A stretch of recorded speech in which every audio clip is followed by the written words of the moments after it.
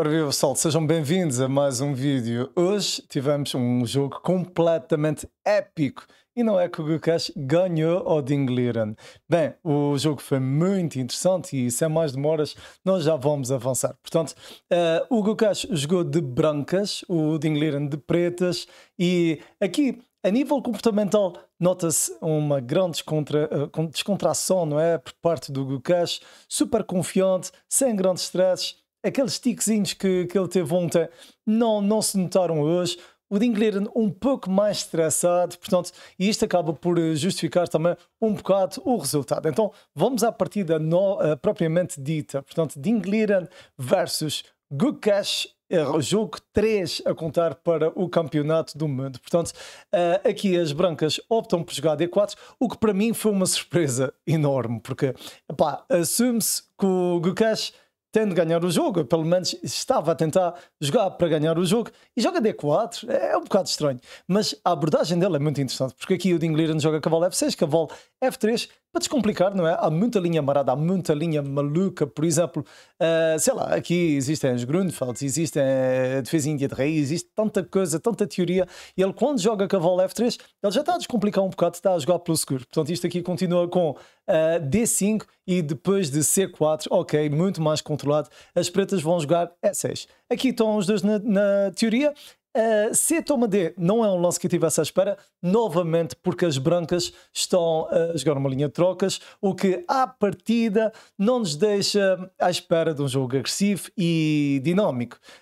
Claro, aqui o Ding captura com o peão e depois de cavalo de C as pretas continuam com C6, fazendo lembrar uma espécie de sistema isolado. Isto aqui continua com Dama C2, é ainda preparação e atenção, nota-se na gestão de tempo, aqui o Gukesh está com 1h59 e o Ding está com 1h55, ou seja, os dois estão a jogar relativamente depressa. Isto continua com G6, aqui brancas jogam H3, ainda está na teoria, e depois de Bispo F5, parece que as brancas estão a perder um tempo, porque já jogaram Dama C2 e agora vão jogar Dama B3, mas na verdade, novamente, isto é preparação. O jogo vai ficar interessante alguns momentos à frente, porque obviamente aqui a ideia do Gukesh é criar pressão no peão de B7, as pretas jogam Dama B6, normalmente as brancas não vão querer tomar, porque peão toma, apesar de debilitar um bocado a estrutura de peões, abre a torre e há muito potencial através deste avanço de peão. Portanto, claro, na minha faixa de rating o pessoal não comete esse erro, muito menos no nível dos 2800, né? Portanto, aqui depois deste Dama B6, as brancas jogam G4, é um lance muito à frente, é um lance preparado claramente. Aqui o Gukesh continua com praticamente 1h59, o Ding já gastou quase 15 minutos e ele vai optar por jogar Dama toma Dama, que é um lance muito lógico, porque aqui Dama toma Dama, peão toma, a ideia é jogar Bispo para C2, mas e que tal Bispo E4? Eu percebo que o Ding não tenha jogado isto, mas Bispo E4 é interessante, é arrojado, é dinâmico e o Ding calcula muito bem, o gajo calcula muito bem, não é por acaso que ele é atualmente o campeão mundial. E aqui isto eventualmente poderia continuar com Bispo G2 e depois disso H6, pura e simplesmente. E tínhamos um jogo completamente diferente, uma vez que as brancas normalmente não vão querer capturar, por exemplo, vão jogar Bispo F4, porque se cavalo toma, aqui obviamente a gente pode capturar com o cavalo, e não é claro que as brancas se consigam livrar de cavalo, porque se jogarem, por exemplo, o cavalo D2, aqui o cavalo pode ir para D6 e vai estar sempre aqui atento a estas fraquezas. As ideias de F5 não existem porque o peão toma, o rei fica muito exposto, ok? Vamos então aqui atrás. Portanto, aqui as pretas capturam a dama e depois de peão toma, bispo joga para C2 e na minha opinião este é o primeiro momento interessante, porque lá está, nesta faixa do rating, numa final do campeonato do mundo, eles os dois têm o C-Staff, têm os segundos que fazem muito trabalho, obviamente, grande parte talvez até, e porque eles fora de jogos têm de descansar, têm de alimentar-se bem, têm de garantir que estão mentalmente sãos e preparados para render, não é? E claramente a abordagem do Dingliren é uma abordagem posicional de tentar ganhar uma pequena vantagem e jogar finais. Portanto, quando ele joga Bispo C2, ele está a criar aqui pressão no peão de B3 e está a colocar algumas questões existenciais, não é, às brancas, porque, por exemplo, Se este cavalo jogar para D2 agora já, imediatamente, as pretas vão ficar bem com o cavalo A6, porque vão aqui infiltrar o cavalo na casa B4 e as brancas, na verdade, ficariam ligeiramente pior, cerca de 1 ponto. Então, o que é que o Gukesh vai jogar? O Gukesh vai jogar bispo F4, porque se o bispo tomar, pura e simplesmente, existe cavalo D2. E este amigo não vai a lado nenhum, porque aqui não existe, aqui também não é muito claro, porque se o bispo joga nesta direção, pura e simplesmente cavalo toma, peão toma, e ok, E3 é complexo, não é? Porque B5 a gente pode, pura e simplesmente, tomar com bispo G2, e vai cair qualquer coisa. E por outro lado, se, voltando aqui atrás, e por outro lado, se bispo toma, cavalo vem aqui, bispo recua, as brancas continuam, por exemplo, com torre C1, bispo E4 é tramado, não é? Porque existe F3. Ou seja, existem armadilhas aqui, muitas mesmo. E portanto, as pretas não querem tomar mesmo o peão. E portanto, aqui jogam H5. E H5 é interessante, é mesmo interessante, porque lá está, mostra que ele não tem problemas nenhuns em jogar esta posição. E nós conseguimos ver aqui o Gukesh muito sereno, muito tranquilo, a calcular, sem grandes stresses. Quer dizer, nota-se aqui um pequeno tremelique, não é? A cabeça, se repararem, está sempre de um lado para o outro. Não sei se ele está a calcular ou se isto é um nervosismo, mas em relação a ontem, parece-me que ele estava muito mais sereno, muito mais calmo. E isto viu-se no jogo, porque o Gukesh fez um jogo brutal, muito bom. Portanto, então como é que ele reagiu? Ui, enganei-me aqui no slide. Como é que ele continuou aqui nesta posição? Aqui é importante reagir corretamente, porque, obviamente, peão toma não faz muito sentido, porque, pura e simplesmente, a torre pode tomar. E existe pressão aqui no peão da H3. Agora, em vez disso, nós queremos jogar a torre G1. Claro, estes jogadores são extraterrestres, autênticos, né? Porque eles não falham, não é? E aqui, depois de peão toma, basicamente as pretas vão jogar cavalo D7 e as brancas seguem aqui com o cavalo D2 mesmo para proteger o peão de B3. Isto continua com torre e depois de G5 nós ficamos aqui a pensar um bocado até que ponto este G5 é um erro ou não. Isto porquê? Porque existem alternativas, obviamente. Por exemplo, aqui nesta posição, por que não jogar torre C1 e tentar caçar o bispo? Na verdade, eu acho, claro, obviamente, ele deve ter calculado isto, de certeza absoluta. Ele deve ter pensado na ideia G5.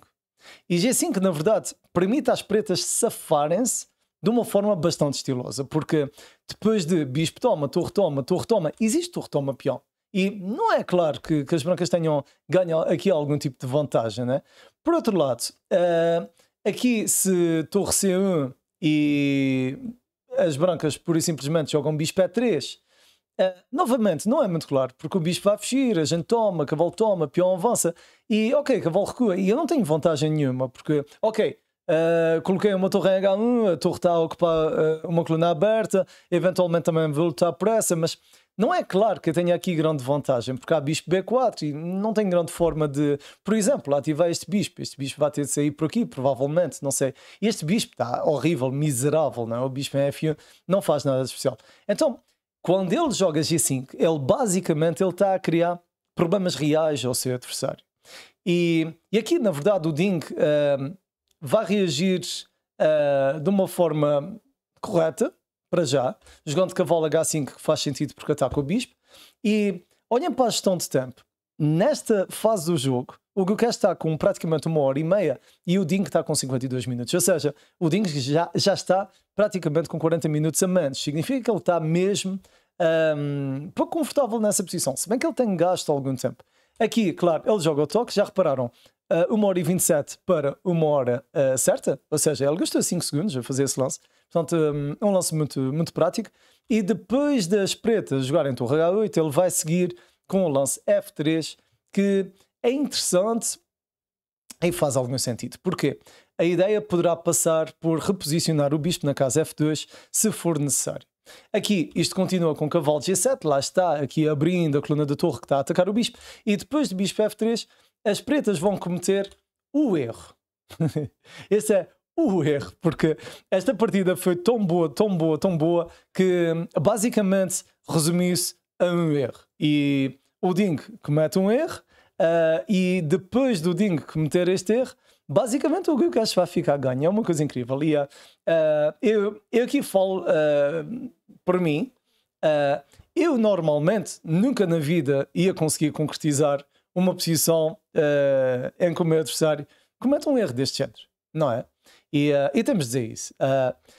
O pessoal muitas vezes na internet critica, porque o Gukash, o miúdo não joga nada, o Ding teve a depressão, está acabado. O pessoal fala um bocado, fala muito, não é? Fala demais, porque nós todos somos treinadores de bancada, mas a verdade é que estes dois amigos jogam muito, muito, muito, muito. E lá está, o lance do Ding faz sentido, porque a ideia é criar pressão no peão. Porquê é que é um erro? Vocês, é um erro por causa do lance E4. Basicamente é isso, que foi o que aconteceu. Então, o que é que o Ding devia ter feito? Devia ter jogado Bispo E7. E se jogasse Bispo E7, ok, Bispo F2, isto continuava com Bispo F5, e a questão é que as pretas tinham potencial. A verdade é essa, as pretas tinham muito potencial, porque aqui o E4 já não dá grande vantagem, porque Bispo pura e simplesmente recua. A posição é toda estranha, né? E depois de Bispo E3, ok, torre ataca, e lá está. Nós estamos aqui a criar pressão com duas peças no peão de G, e as brancas não têm grande forma de complicar. Por exemplo, eu a jogar de brancas e pensei nessa ideia do F4, mas F4 perde o jogo, porque peão toma, cavalo toma, e pura e simplesmente cavalo entra, e as brancas estão cheias de fraquezas. Também não é claro que as brancas consigam evitar a entrada da torre na sétima. É tudo muito, muito complicado. E por outro lado, os computadores sugerem rei F2, mas vocês, não há muito humano a pensar em lances destes anos. Imagino que o Gukash até jogasse, mas é um bocado à frente, não é? Isto continuaria com A6 e depois de Bispo. Ok, esta posição é jogável, é superior para as pretas. Mas a questão é essa, vocês, é que o que aconteceu, sim, é um erro, mas eu acho que é um erro natural, porque realmente a abordagem do Gukash está a criar alguns problemas, não é, ao Ding. E claro, ele aqui joga imediatamente E4. Olhem só para a gestão de tempo, 1h23 passa para 1h11. Ou seja, muito calmo, muito sereno, ele lá consegue descortinar a melhor continuação. Isto aqui continua com peão toma, e depois de peão toma o Ding está muitíssimo pressionado. Brancas têm praticamente um ponto de vantagem. Aqui ele vai jogar cavalo E6. Na verdade, vocês, eu tenho aqui uma ideia que acho que era mais interessante, porque se repararem, peão toma, descomplica um bocado a posição e dá aqui algum espaço, não é, às brancas, para pelo menos manobrarem o cavalo, por exemplo. Agora, e que tal se, em vez de tomar jogando cavalo E6, e que tal se as pretas jogassem cavalo E6? É um bocado diferente, porque torre ataca bispo, parece que o bispo tem poucas casas, é claro. Humanamente é muito, muito difícil de calcular esta posição, mas a questão é que existe cavalo toma peão e depois de bispo ataca parece que vai cair uma peça, mas na verdade não cai nada, porque bispo vai para C5, aqui eu pensei cavalo A4, que ataca o bispo, parece que está tudo a cair, mas não cai nada, é incrível, porque aqui cavalo joga para E5 e depois de cavalo toma, nós temos cavalo toma, cheque, o rei vai ter de ir para cima e incrivelmente cavalo toma torre, bispo toma e agora bispo toma peão. E a questão é, o Ding está a ganhar por 2 pontos e a nível de avaliação esta posição está muito equilibrada. Eu não tenho a certeza, mas eu penso que foi o Krikor que estava a analisar a partida e ele também estava sempre a pensar, eu talvez jogaria posições assim destes anos, que é para criar aquela simetria, aquela confusão, mesmo para ver se o Gukash se engana. E faz sentido, porque aqui a posição é tão complexa que é praticamente impossível de analisar. Agora, é claro, é perfeitamente natural, depois deste torre H5 E4, que pura e simplesmente o Ding tenha entrado em stress e tenha jogado o peão. Claro, ele quando joga E6, torre C1, isto é dramático, porque o Ding agora tem de tomar decisões e nenhuma das decisões é fácil e ele aqui muito provavelmente já se apercebeu que está perdido. Vamos ver aqui a postura dele. E se repararem, ele aqui está muito, muito, muito, muito nervoso. Olha para cima, pisca forte e feio, mal não sai da boca, como se fosse uma espécie de nervosismo. Nota-se aqui uma grande intranquilidade no momento em que as brancas jogam o E4 e realmente mostram que sabem o que estão a fazer. E imagino que ele não tenha sequer pensado no E4. Epá, é natural, vocês. O jogo é estupidamente difícil. O jogo é mesmo complicado. Conclusão, bem, depois de avançar então este lance E4 e consequentemente a tal captura, aqui já não há muito a fazer, não é? E portanto as brancas vão conseguir concretizar bem, porque isto aqui vai continuar assim, com cavalo toma D, bispo ataca cavalo, e aqui é uma questão de jogar com precisão e ao mesmo tempo, se o Gukesh conseguir simplificar, também vai ter uma vantagem, uma vez que ele vai conseguir ganhar material, não é? Portanto, aqui bispo G7, bispo joga para E2, muito preciso, continuando aqui a criar pressão no cavalo e no bispo, e depois de cavalo toma peão, toma, e o Gukesh já está em vantagem material.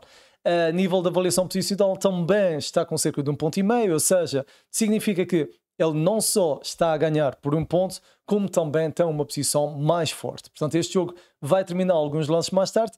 Aqui, este é interessante porque o Ding joga cavalo E5 e porque não A5?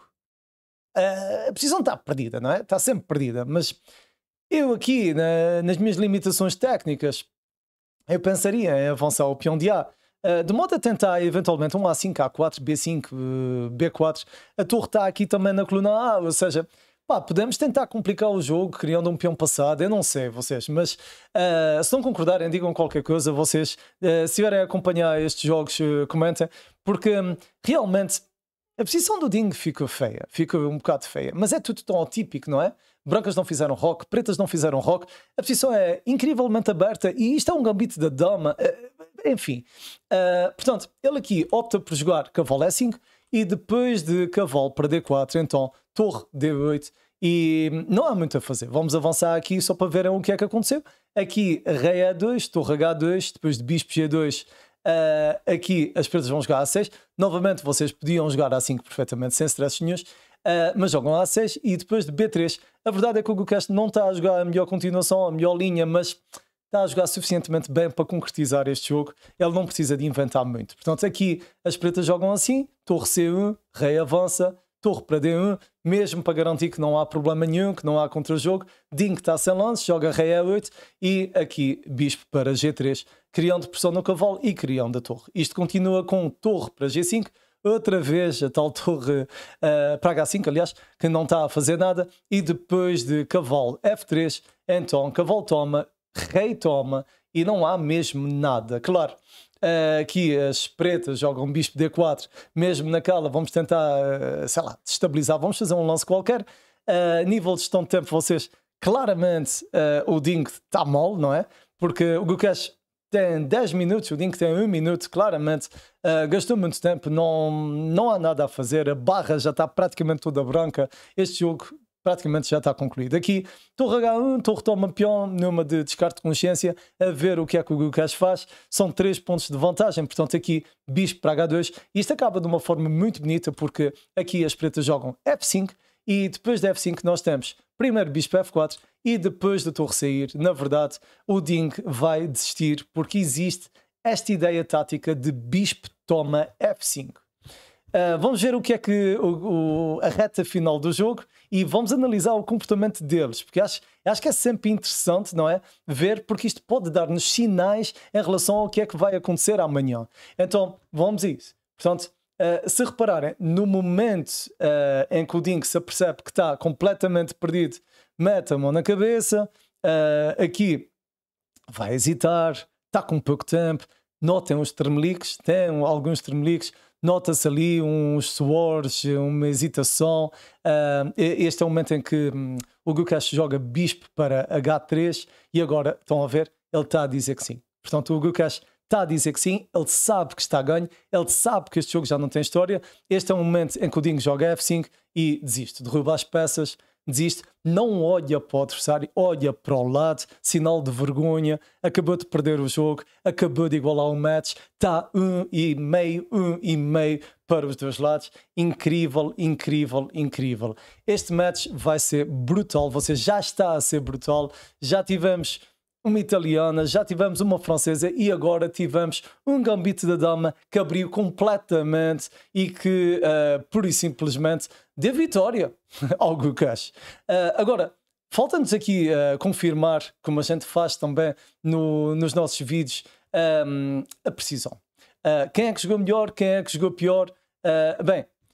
Claramente vocês, não há dúvidas, o Gukesh jogou melhor. Agora, a nível de precisão, eu estava aqui a ver se consigo colocar a imagem. Estava aqui, mas entretanto desapareceu. Vamos lá, então aqui ao ecrã completo. Mas eu por acaso penso que dessa vez não vou conseguir mostrar. Mas nós temos aqui, salvo erro, foram 96%. Pá, o chess.com não quer nada comigo.